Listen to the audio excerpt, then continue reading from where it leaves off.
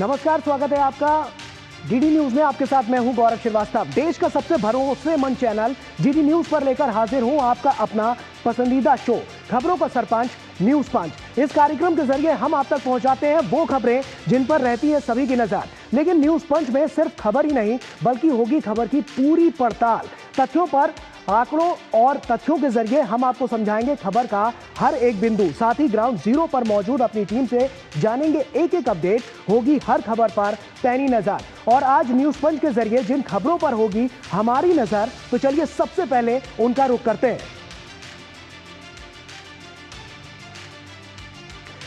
सत्ता की भूख का अन्याय काल। आज जैसा कि हम जानते हैं कि 50 वर्ष पूरे हुए हैं आपातकाल को लेकर, और ऐसे में क्या कुछ इसमें रहा है, क्या बड़े बिंदु नजर आए हैं और कैसे अब तक जो आपातकाल है उसमें किस तरह से जो जनता है उसने जो दंश झेला, उसको लेकर हम बात करेंगे और आपको बताएंगे कि आखिर क्यों कहा जा रहा है इसे संविधान की हत्या। और इसके अलावा बात होगी सीज फायर का ऐलान और क्या है ईरान का मास्टर प्लान। इस पर भी हमारा फोकस रहेगा कि किस तरह से इसमें आखिर जो दांव अलग अलग तरीके से नजर आ रहे हैं उसमें क्या कुछ अंतर्राष्ट्रीय स्तर पर निकलता हुआ नजर आया है और इसका पैमाना क्या कहता है, ट्रंप क्या कहते हैं, इसके अलावा इजराइल के अपने दावे क्या हैं और ईरान का अगला दाव इस पर क्या हो सकता है, इस पर हमारी पैनी नजर होगी। और आइए अब शुरुआत करते हैं। भारत के इतिहास के पन्नों को जब जब पलटा जाता है तो कुछ ऐसे अध्याय सामने आते हैं जिनके घाव आज वर्तमान तक में भी भर नहीं पाए हैं। ऐसा ही एक घटनाक्रम है 25 जून 1975 के आजाद भारत के इतिहास का, जिसे इतिहास का सबसे काला दिन कहा जाए तो गलत नहीं होगा। और इसी दिन संविधान को ताक पर रखकर आपातकाल यानी कि इमरजेंसी की घोषणा कर दी गई थी और यह फैसला तत्कालीन प्रधानमंत्री इंदिरा गांधी ने लिया था। और इसी के साथ आजाद भारत के लोग सरकार के गुलाम बनकर रह गए थे। आम लोगों की स्वतंत्रता समाप्त कर दी गई थी और सरकार तय करने लगी थी कि आम लोग क्या बोलेंगे, क्या देखेंगे और क्या कहेंगे। ये सब पाबंदी दायरे में थी, जिसके परिणाम स्वरूप 21 महीनों तक सरकार की मनमानी के खिलाफ बोलने वाले आम लोगों के साथ विपक्ष के ज्यादातर नेता या तो जेल में बंद कर दिए गए या उन पर अलग अलग ढंग से कार्रवाई की जा रही थी। और इसके अलावा संसद, अदालत, मीडिया, किसी को भी बिना अनुमति के कोई कार्रवाई करने का ना तो अधिकार था और ना ही खिलाफ बोलने की ताकत रह गई थी। और ऐसे में उठता है कई सवाल कि ऐसा क्यों हुआ, क्यों किया गया और क्यों कहा गया इसे संविधान का काला दिवस, और कैसे उस समय के जख्म आज भी जहन में ताजा है। तो आइए आपको अब बताते हैं 10 अहम तथ्य जिन पर लगा हुआ था इमरजेंसी का काला धब्बा। कैसे क्या कुछ हुआ, आइए इस पर हम नजर डालते हैं और आपको बताने की कोशिश करते हैं कि किस तरह से इस पर जो काला धब्बा हमें देखने को मिला था आखिर वो क्या है और कैसे संविधान की हत्या की गई। साफ तौर पर हम जब देख रहे हैं कि लगातार जो स्थितियां रही हैं और उसके बाद से क्या कुछ हुआ है, ये जानने वाली बात है और ये सभी को जानना चाहिए कि आखिर क्यों वो काला दिन आज के, अगर हम वर्तमान की बात करें तो आज भी जो उसके जख्म है वो ताजा नजर आते हैं। आपको बताते हैं कि आखिर कैसे हुई थी संविधान की हत्या। सबसे पहले जो अलग अलग तथ्य हैं वो हम आपके सामने रख रहे हैं। नागरिक स्वतंत्रता का निलंबन यहां पर किया गया था। अनुच्छेद की अगर हम बात करें तो उसमें भी हमने तमाम अलग अलग बारीकियां देखी थी। 358 और 359 लागू किया गया था। इसके अलावा जो देखिए आपकी किस तरह से अलग अलग ये जो अनुच्छेद थे उनको लागू किया गया और उसके बाद से लगातार हमने देखा कि इसमें और ज्यादा यहां पर जो परेशानियां थी लोगों की बढ़ाई गई और किस तरह से वो परेशानियां बढ़ाई गई वो हम आपको बताते हैं। अनुच्छेद की अगर हम बात कर रहे थे उसके अलावा भाषण, अभिव्यक्ति, सभा और आवागमन की स्वतंत्रता पर साफ तौर पर असर देखने को मिला और ये अपने आप में बहुत बड़ा असर डालता हुआ नजर आया था। इसके अलावा अगर हम अगले पॉइंट्स की ओर आगे बढ़े तो आपको बताते हैं कि किस तरह से जो इसका निलंबन तो किया गया लेकिन कैसे संविधान की हत्या हुई। और प्रेस सेंसरशिप यानी कि जो हम जानते हैं कि मीडिया पर क्या कुछ इसका असर पड़ा। आप समझिए कि समाचार पत्रों और मीडिया पर सख्त सेंसरशिप की लागू की गई और स्वतंत्र पत्रकारिता पर यह पाबंदियां लगाई गई थी। इसका मतलब यह था कि सरकार के खिलाफ कुछ भी छापा नहीं जा सकता, कुछ भी दिखाया नहीं जा सकता। जितना सरकार की तरफ से ही जो बातें निकलकर सामने आएंगी, बस उतना ही मीडिया में आगे उसको बढ़ाया जाएगा। तो आप समझ सकते हैं कितनी बड़ी पाबंदी थी कि असल जो जानकारी है और जो सच्चाई है वो आम लोगों तक ना पहुंचे। इसके अलावा अगर हम बताएं तो निवारक नजरबंदी में क्या हुआ था, मीसा के तहत हजारों लोग बिना मुकदमा के हिरासत में लिए गए थे और ये वो लोग थे जिसमें आम लोग भी शामिल थे और उन पर कड़ी कार्रवाई भी की गई थी। तो इसीलिए हम कह रहे हैं ये जो दंश था ना वो साफ तौर पर नजर आया था, क्योंकि मीसा के तहत हजारों लोग बिना मुकदमा यहां पर हिरासत में लिए गए और उसके अलावा भी उन पर तमाम तरह की कार्रवाइयां की गई। इसके अलावा अगर हम बात करें तो न्यायपालिका का किस तरह से दमन यहां पर देखने को मिला था। न्यायालयों के फैसलों पर पाबंदियां लगाई गई थी और यह पाबंदियां सिर्फ फैसलों पर नहीं थी, बल्कि इसके अलावा न्यायाधीशों के तबादले और कोर्ट के फैसलों को भी पलटने की कोशिशें साफ तौर पर यहां पर की गई थी। और इससे एक बड़ा यहां पर मार्जिन सेट करता हुआ नजर आया था, जो साफ तौर पर जो न्यायालय है और जो न्याय व्यवस्था है उस पर साफ तौर पर यहां पर हमला होता हुआ नजर आया। इसके अलावा अगर हम बताएं आपको तो संविधान में किस तरह से संशोधन किए गए, 42वें संशोधन द्वारा संसद की शक्ति बढ़ाई गई और इसके अलावा मौलिक अधिकारों को कमजोर भी किया गया, जो अपने आप में दिखाता है कि किस तरह से उस वक्त जो शासन था वो काम करता हुआ नजर आ रहा था और लोगों को कितनी प्रताड़ना यहां पर सहनी पड़ रही थी। इसके अलावा अगर हम बात करें संविधान संशोधन के अलावा तो लोकसभा अध्यक्ष के चुनाव को न्यायिक जांच से बाहर रखा गया, यह भी उसमें एक प्रावधान किया गया था, जिसके बाद साफ तौर पर जो प्रधानमंत्री और लोकसभा अध्यक्ष के चुनाव को न्यायिक जांच से बाहर रखा गया। इसके अलावा संविधान की मूल भावना को चोट पहुंचाई गई और किस तरह से यह चोट पहुंचाई गई, भारतीय संविधान की प्रस्तावना में धर्मनिरपेक्ष शब्द जो है उसको जोड़ा गया। इसके अलावा तत्कालीन प्रधानमंत्री इंदिरा गांधी ने संविधान की मूल भावना को कुचलने का काम किया और ये सब कुछ हो रहा था जब ये आपातकाल लगा हुआ था। उसी दौरान की ये जो बातें, जो अहम तथ्य हैं वो हम आपके लिए लाए। लोकतंत्र पर किस तरह से हमला किया गया ये भी हम आपको बताएंगे और किस तरह से आम चुनाव जो है उसको स्थगित करने की भी जो बात थी वो भी यहां पर नजर आ रही थी। लोकसभा चुनाव अनिश्चितकाल के लिए टाल दिए गए थे और तब तक के लिए टाले गए थे जब तक सरकार द्वारा, यानी कि उस वक्त तत्कालीन प्रधानमंत्री इंदिरा गांधी द्वारा कोई निर्देश जब तक नहीं आ जाता तब तक उसे टाला गया था। इसके अलावा लोकतंत्र को कमजोर करने का भी जो प्रयास था वो लगातार हमने आपातकाल के दौरान देखा था। इसके अलावा बात करें अत्याचार और उत्पीड़न से क्या कुछ देखा गया, विपक्षी नेताओं को बेवजह जेल में डाल दिया गया और उनको प्रताड़ना वहां पर सहनी पड़ी। इसके अलावा जो तमाम राजनीतिक गतिविधियों पर भी यहां पर प्रतिबंध लगा दिया गया। आम लोग भी जो थे, जो सरकार के खिलाफ उस वक्त आवाज उठाते हुए नजर आ रहे थे, उनको भी जेल में ठूस दिया गया था। तो विपक्षी नेताओं को बेवजह जेल में डाला गया और ये अत्याचार और उत्पीड़न से जुड़ी बात हम आपको बता रहे थे। उसके बाद सेवानिवृत्ति में किस तरह से सरकार की मनमानी चली वो समझिए। जबरन सेवानिवृत्ति कराई गई क्योंकि आपातकाल के दौरान 25,962 से ज्यादा ऐसे सरकारी कर्मचारी थे जिनको सेवानिवृत्त कर दिया गया, यानी कि जबरदस्ती उनका सेवानिवृत्त किया गया और सार्वजनिक क्षेत्र के कर्मचारियों को भी समय से पहले ही सेवानिवृत्त कर दिया गया। इसके अलावा भी तमाम अलग अलग क्षेत्र थे जहां पर प्रभाव पड़ता हुआ नजर आया, जैसे कि एक क्षेत्र था कला क्षेत्र, यहां पर जो दिग्गज थे उन पर भी प्रतिबंध लगाया गया था। और इसके अलावा सबसे बड़ा नाम जो उस वक्त थे, किशोर कुमार समेत कई ऐसे बड़े कलाकार थे जिन पर यह प्रतिबंध लगाया गया था। तो आप समझिए कि आखिर क्या कुछ यहां पर देखने को मिला था उस दौरान जब ये सब कुछ चल रहा था आपातकाल के दौरान, और वहीं पर हम देख रहे थे कि यहां पर क्या कुछ महत्वपूर्ण जो जानकारियां थी वो निकलकर सामने आ रही थी। आगे बढ़ते हैं और आपको कुछ और भी तथ्यों से रूबरू कराते हैं। आपको बता दें कि प्रधानमंत्री नरेंद्र मोदी ने संविधान हत्या दिवस पर ये देखिए किस तरह से उन्होंने बताया है कि इस देश के लोकतांत्रिक इतिहास का सबसे काला अध्याय इसे कहा है। लोगों से उस वक्त से जुड़े अनुभव साझा करने की अपील भी की है प्रधानमंत्री नरेंद्र मोदी ने। तो हम आपको बता रहे हैं कि किस तरह से जो आपातकाल का वो काला अध्याय उसको कैसे देखा गया है। भारतीय संविधान में निहित मूल्यों को दरकिनार किया गया, प्रधानमंत्री ने कहा है। और इसके अलावा उन्होंने कहा है कि प्रेस की स्वतंत्रता को खत्म कर दिया गया था, जो हम आपको अभी बता भी रहे थे कि किस तरह से वहां पर जो मीडिया है उस पर किस तरह से पाबंदियां लगाई गई थी। इसके अलावा कांग्रेस सरकार ने लोकतंत्र को बंधक बना लिया था और यह साफ तौर पर नजर आया था कि उस वक्त लोग कुछ भी नहीं कर सकते थे। छात्रों और आम नागरिकों को जेल में डाल दिया गया था। यह सब कुछ हुआ था उस दौरान जब आपातकाल लगा था। और इसके अलावा आपातकाल के अपने अनुभवों को सोशल मीडिया पर साझा करें, यह अपील प्रधानमंत्री नरेंद्र मोदी की तरफ से की गई है। और जब आपातकाल लगाया गया था तब मैं आरएसएस का युवा प्रचारक था और उस वक्त बहुत कुछ प्रधानमंत्री नरेंद्र मोदी को भी झेलना पड़ा था। और द इमरजेंसी डायरीज में आपातकाल के दौरान मेरी यात्रा का वर्णन हुआ है। तो आप समझ सकते हैं प्रधानमंत्री नरेंद्र मोदी ने क्या महत्वपूर्ण बातें इसको लेकर कही हैं और साफ तौर पर यह नजर आ रहा है। इसके अलावा हम आपको बताएं तो संविधान हत्या दिवस पर कई कार्यक्रमों का आयोजन किया जा रहा है। संविधान हत्या दिवस पर गृह मंत्री Amit Shah long live democracy यात्रा को दिखाएंगे हरी झंडी और इसके अलावा संविधान हत्या दिवस पर देश भर में कई कार्यक्रमों का आयोजन भी किया गया है। संस्कृति मंत्रालय दिल्ली सरकार के सहयोग से कार्यक्रम करेगा और नई दिल्ली के त्यागराज स्पोर्ट्स कॉम्प्लेक्स में संविधान हत्या दिवस मनाया जाएगा। केंद्रीय गृह एवं सहकारिता मंत्री अमित शाह इसमें शामिल होंगे। Amit Shah long live democracy यात्रा को हरी झंडी दिखाएंगे। आपातकाल से मिले सबक को लेकर जन जागरूकता फैलाने का कार्य भी किया जाएगा।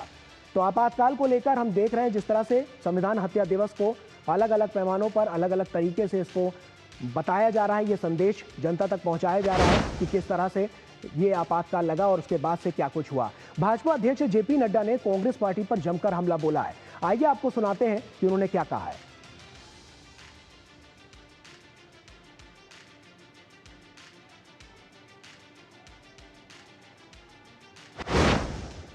25 जून 1975 की आधी रात को तत्कालीन प्रधानमंत्री इंदिरा गांधी ने आंतरिक अशांति का बहाना बनाकर भारत पर आपातकाल थोप दिया था और देश के संविधान की हत्या कर दी थी।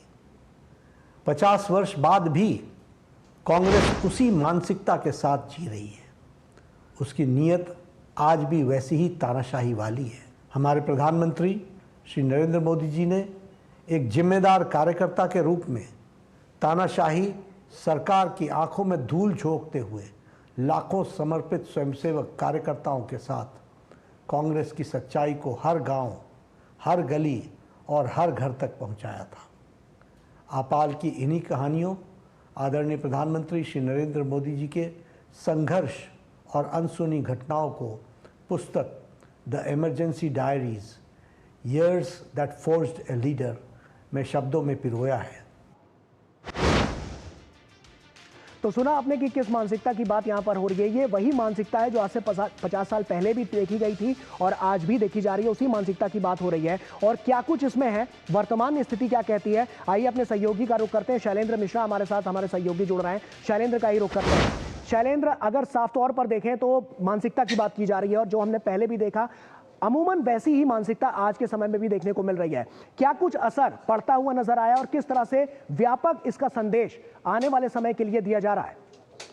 ये देखिए, आज जब आपातकाल की 50वीं बरसी है और हम जानते हैं कि संविधान हत्या दिवस के तौर पर इसे मनाया जा रहा है, जो आपातकाल लोकतंत्र के काले धब्बे के तौर पर जाना जाता है, बीजेपी के राष्ट्रीय अध्यक्ष जेपी नड्डा ने कांग्रेस की जो मानसिकता है उसको फिर से सामने रखा है। हमने देखा है कि तमाम संवैधानिक संस्थाओं पर इस तरह के सवाल उठाना कांग्रेस और उनके जो नेता हैं राहुल गांधी, उनकी एक आदत रही है। और जब निर्णय उनके हिसाब से नहीं आते, चाहे न्यायपालिका के हो या फिर आप देखें बाकी जो संवैधानिक संस्थाएं हैं, तो उस पर वो जो सवाल उठाते हैं वो लोकतंत्र को कमज़ोर करने का काम करते हैं। ये बीजेपी कहती रही और इसीलिए आज आपातकाल के जब 50 साल पूरे हो रहे हैं और इस संविधान हत्या दिवस के तौर पर जब इसे मनाया जा रहा है, तब बीजेपी याद दिला रही है देश भर के युवाओं को कि क्या कुछ हुआ था 50 वर्ष पहले जब इंदिरा गांधी की सरकार थी,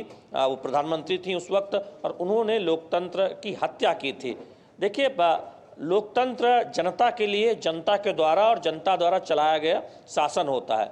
उस वक्त जनता के अधिकारों का निलंबन कर दिया गया था जब लोकसभा के उनका चुनाव रद्द हुआ उस तत्कालीन प्रधानमंत्री इंदिरा गांधी का। तो इस तरह से आपातकाल जनता पर थोप दिया गया। प्रेस की आज़ादी जो रोकी गई, हम जानते हैं इसके लिए बारे में बहुत कुछ लिखा पढ़ा जा चुका है कि प्रेस के दफ्तरों में सरकार के प्रतिनिधि चले गए। उस वक्त के जो सूचना प्रसारण मंत्री थे वीसी शुक्ला, किस तरह से उन्होंने प्रेस पर पाबंदी लगाने का आदेश जारी किया, उस पर बहुत हमने देखा है कि समाचार पत्रों में समय समय पर चढ़ा है, समय समय पर पढ़ा गया है। और इसके साथ ही एक बात और महत्वपूर्ण है कि देश भर में राजनीतिक बंदियों की जो संख्या है वो बेतहाशा, एक तरह से देखें कि जो विरोधी दल के नेता थे, जॉर्ज फर्नांडीज हो, जेपी हो और तमाम नेता, लाल कृष्ण आडवाणी हो, उनको जेलों में ठूंस दिया गया, जेलों में बंद कर दिया गया, किसी को आधी रात में जगाकर, किसी को सुबह। और जो एक राजनीतिक अधिकार होता है नेताओं का, उस पर पाबंदी लगा दी गई, उन्हें जेलों में डालकर और लंबे समय तक जेल में डाला गया, हम जानते हैं। तो इसीलिए आज बीजेपी ये कह रही है कि देखिए, कांग्रेस की जो मानसिकता रही है 50 साल पहले इंदिरा गांधी की तत्कालीन सरकार के समय वही मानसिकता। आखिर क्या कोई बदलाव आया है कांग्रेस पार्टी में या उनकी नीतियों में? यही बात हर एक इंसान उठा रहा है और इसके अलावा जो राजनेता है वो उठा रहे हैं कि आखिर इतना कुछ होने के बाद भी क्या उससे कांग्रेस ने कोई सीख ली है? क्या आज के समय में अगर हम जब जिस कांग्रेस की बात करते हैं तो क्या वो बड़े बदलावों की बड़ी तस्वीर पेश करती हुई नजर आती है? देखिए, बीजेपी का यही आरोप है कि कांग्रेस की मानसिकता नहीं बदली है। वो तीन बार देखें तो एक ऐतिहासिक हार मिली है, लेकिन उसके बावजूद जिस तरह से वो ईवीएम पर सवाल उठाते हैं, जिस तरह से वो चुनाव आयोग पर सवाल उठाते हैं, और जब जिन राज्यों में जीतते हैं वहाँ पर चुप्पी साध लेते हैं। अगर कोई न्यायपालिका का ऐसा फैसला आता है जो उनकी तुष्टीकरण की राजनीति को हिसाब से फिट नहीं बैठता है, तो फिर वो न्यायपालिका के भी आलोचना करते हैं। तो कांग्रेस के रवैये पर बीजेपी हमेशा सवाल उठाती रही है, और अब जब 50 साल आपातकाल के पूरे हुए हैं तो जनता को ये बता रही है, युवाओं को, कि देखिए 50 साल पहले क्या हुआ। सामने नजर आ रही हैं और ये तमाम सवाल भी खड़े करती हैं कि अगर मानसिकता में कोई परिवर्तन नहीं आया है तो ऐसे में राजनीतिक दृष्टिकोण में किस तरह का परिवर्तन आएगा? जो पहले देखा गया वही अमूमन स्थिति पहले भी रही और आज भी वर्तमान में भी वही स्थिति नजर आती है। तो कांग्रेस की कार्यशैली पर सवाल तब भी उठे थे, आज भी उठ रहे हैं और आगे भी उठेंगे। बहुत बहुत शुक्रिया शैलेंद्र, तमाम जानकारियां हमसे साझा करने के लिए। और वक्त यहां पर एक छोटे से ब्रेक का है। ब्रेक के उस पार जब लौटेंगे तो आपको बताएंगे कि ईरान इजराइल को लेकर क्या कुछ चल रहा है और कैसे जो ये युद्ध विराम है वो आने वाले समय में जो उसमें सीज फायर हुआ है उसमें किस तरह से जो भूमिका है वो अमेरिकी राष्ट्रपति ट्रंप की नजर आ रही है। छोटा सा ब्रेक ले रहे हैं, जल्द हाजिर होते हैं। प्लेटफॉर्म नंबर 2 से चलने वाली सुपरफास्ट एक्सप्रेस के यात्रियों आई एम हियर। तुम्हें नहीं, इसे मोबाइल चार्ज करना। दिमाग चार्ज कर अपना। ऐसे पब्लिक पोर्ट से फोन चार्ज किया तो पर्सनल डेटा होगा पब्लिक। देखा? पापा रुको, मैं पे करता हूँ। No signal. अब क्या करोगे? फ्री वाईफाई है ना? बुद्धू सुधर जा। पेमेंट्स के लिए नो ओपन वाईफाई, यानी फ्रॉड को करो बाय बाय। आरबीआई कहता है करो से ही शुरुआत, बनो financially smart. This is no ordinary sky. This is where legends are born. Clear to space transition. Roger. Re-engaging heat. In the vast expanse above, the Indian Air Force reigns. Unseen, unstoppable, unmatched. Join the Indian Air Force to be a cut above.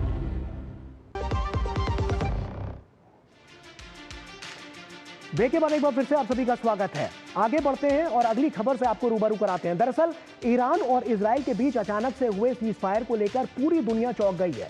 कहां तो Iran और Israel एक दूसरे को मिट्टी में मिलाने की बात कर रहे थे, वहीं अमेरिका ने भी ईरान पर बम गिरा दिए जिसने सबको चौंका दिया और फिर उसके बाद अचानक से सीज फायर की घोषणा हो गई। तो ऐसे में सवाल ये उठ रहा है कि आखिर ये सीज फायर क्यों हुआ और किसके कहने पर हुआ और 12 दिन की इस भीषण जंग का नतीजा आखिर क्या निकला। साथ ही अब ईरान का अगला प्लान क्या होगा और ट्रंप का रोल इस पूरे संघर्ष में क्या रहा है।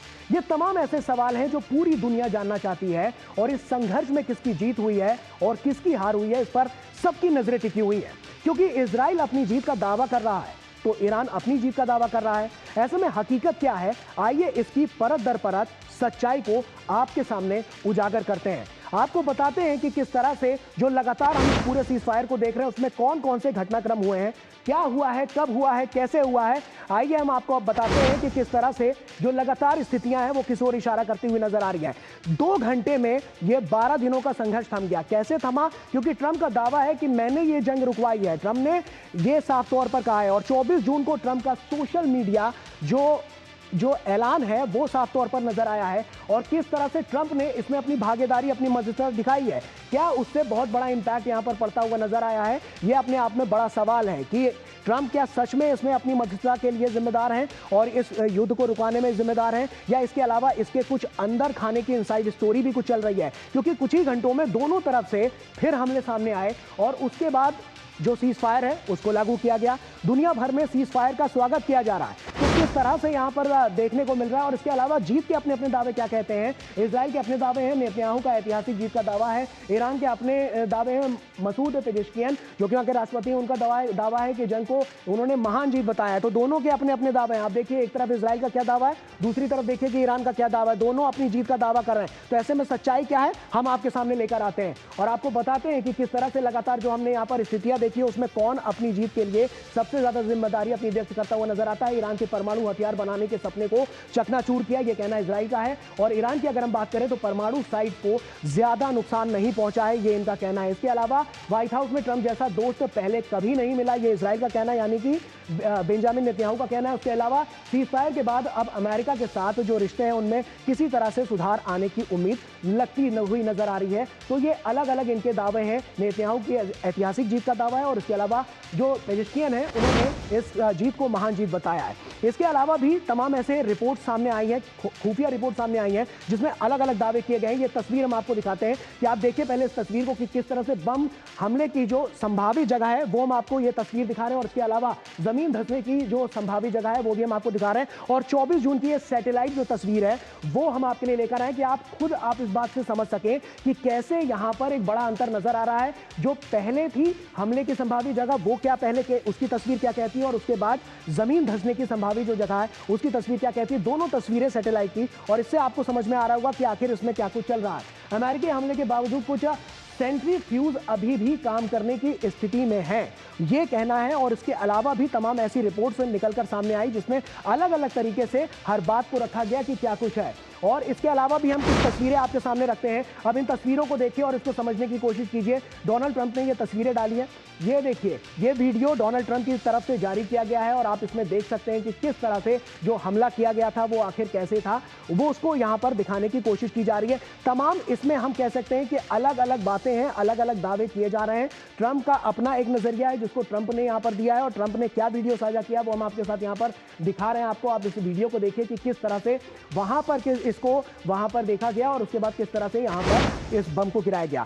तो आप इसमें समझिए कि किस तरह से जो लगातार हम देख रहे हैं उसमें क्या कुछ नजर आ रहा है। इसके अलावा भी सीज़फायर पर ट्रंप का क्रेडिट कार्ड जो हम देख रहे हैं हर जगह पर नजर आ रहा है। भारत पाकिस्तान का जो तनाव था वहां पर नजर आया, इजराइल ईरान युद्ध जो है उसमें नजर आ रहा है। इसके अलावा अगर हम बात करें रूस यूक्रेन युद्ध तो वहां पर वो नजर आ रहा था। और उसके अलावा इजराइल हमास युद्ध, तो यानी कि जब से सत्ता में ट्रंप आए हैं उसके बाद से लगातार स्थितियां ये देखने को मिल रही हैं कि ट्रंप हर एक युद्ध में पहुंच रहे हैं और वहां पर अपनी मौजूदता वहां पर साफ तौर पर नजर आता है। तो आइए अब अखिलेश सुमन हमारे सहयोगी हमारे साथ यहां पर जुड़ रहे हैं और इसका क्या कुछ असर नजर आ रहा है अखिलेश सुमन से ही जानकारी हासिल करते हैं। अखिलेश, सबसे पहला सवाल तो यही है कि जितने भी अभी तक हम युद्ध देख रहे हैं वर्ल्ड फोरम पे, वर्ल्ड लेवल पर, वहां पर हम देख रहे हैं मौजूदता वहां पर ट्रंप की नजर आ रही है। ऐसे में किस तरह का संदेश ये देते हुए नजर आते हैं, क्योंकि कई बार इन्होंने चाहे रूस यूक्रेन युद्ध हो, उसके बाद इजराइल और हमास की बात हो या उसके बाद इजराइल और ईरान की बात हो, यहां भी हम कमोवेश यही स्थिति देख रहे हैं। किस तरह से आने वाले समय में इसका बहुत बड़ा इंपैक्ट